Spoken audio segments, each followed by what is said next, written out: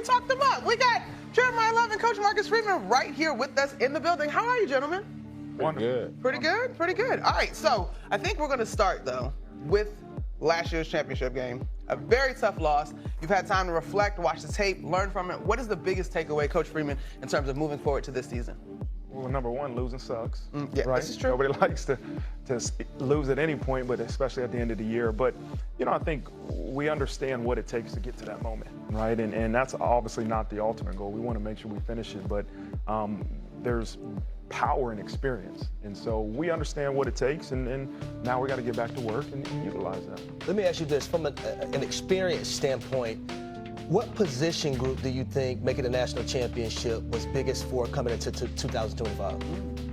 I think as you look at our offensive line, we probably end up starting at least 9 to 10 guys throughout the year, just through injuries, through different situations. And, as we go to 2025, you got a group of guys that have all had game experience, starting big game experience. And, I'm always believed that we're going to be driven by our O-line and our D-line. And so I think those guys have benefited the most. You understand to win a national championship, the trenches have to be set in stone.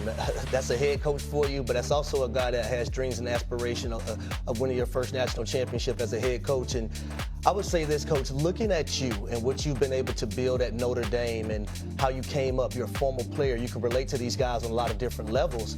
When I look at NFL greats, Larry Fitzgerald, Plexico Burress, Thomas Davis Jr., Jermichael Finley, you have a lot of their kids on the roster right now or committed to your program. How does that make you feel as a head coach that those players who did it at the highest level are now invested into your program with their kids? Yeah, I think it's a reflection that I'm a believer in genetics, all right? That's right. But, I think it's a point of, number one, as a parent, you understand the people, the names you just mentioned, and there's others that understand the game of football and athletics is going to be over before you know it. And so they want their sons to choose a place where they can maximize their athletic ability, but also understand that there's got to be a plan for life after football, and I think Notre Dame football provides that. But to the young people that choose our program, I think they're able to look around and say, there's people that have been raised like me, very similar in terms of my father or mother was a professional. I fit here. I fit around these people, and I think that's a reflection of why they chosen this place. All right, Jeremiah, I'm going to backtrack because Coach is obviously Coach, right? Very stately, well-spoken, a leader of men. But your experience coming off the national championship game, how did you internalize such a challenging loss? For me, I just saw it as like a learning experience of, we know what it takes to, get to where we want to be. And just took it on the chin. What does it take? Come on, you told me you like doing TV. What does it take? It takes, consistency. It takes, just the brotherhood, just having trust in your guys. And it takes, trusting in your coaches to, just be able to, form a bond strong enough to get you far enough to, make it to the national championship. So I took it as, just a learning experience for what we need to do in order to, just be better than we were last year. It's not so much as to we're striving to, we got to go win another national championship. We got to win another national championship. It's just to, be the best version of ourselves. That's what I take it as. Just being the best me and just being, what I got to be to help this team, achieve success. Having great players like him helps too. I know that's Sure. And I'll say for y'all running back room, I think it's one of the most decorated across college football this season. All three of you guys are unique in your own way. With yourself, Jeremiah, you look at Jadarian Price and also Aeneas Williams.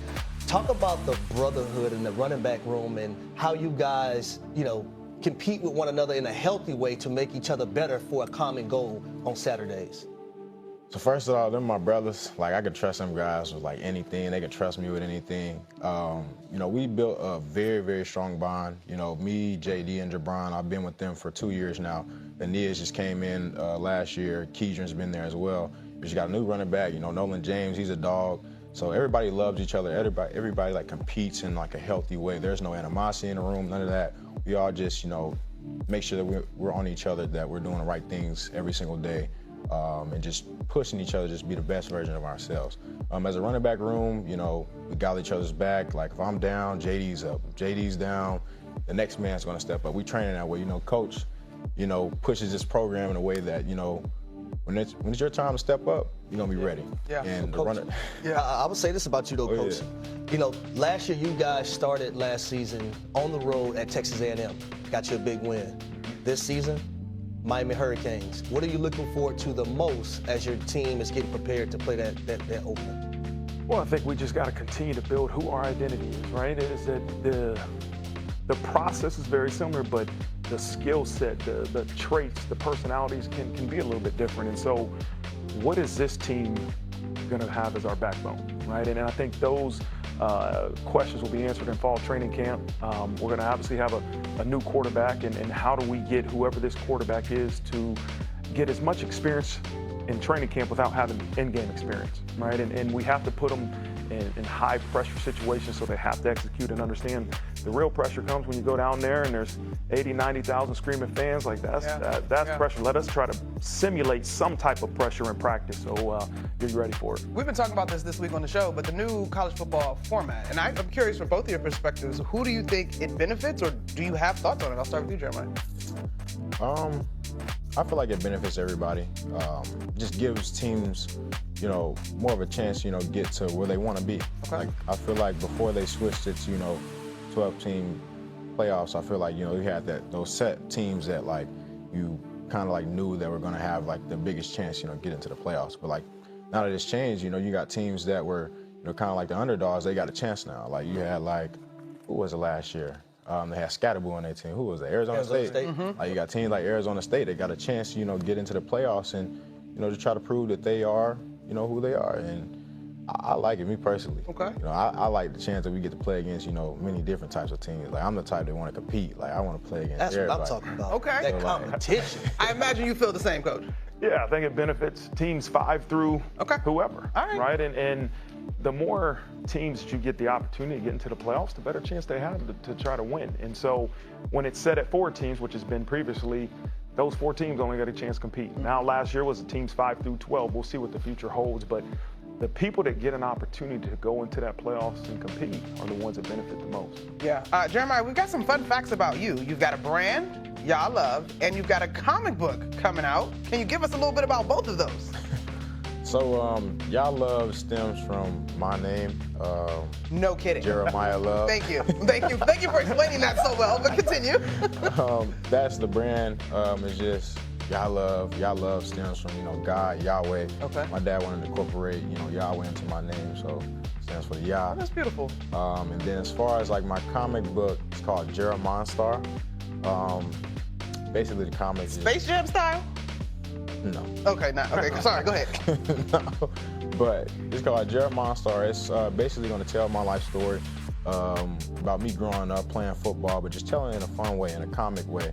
The reason that, you know, me and my dad and, you know, the team now decided to move forward with this project was because, for one, football has done a lot for me. It's gotten me here.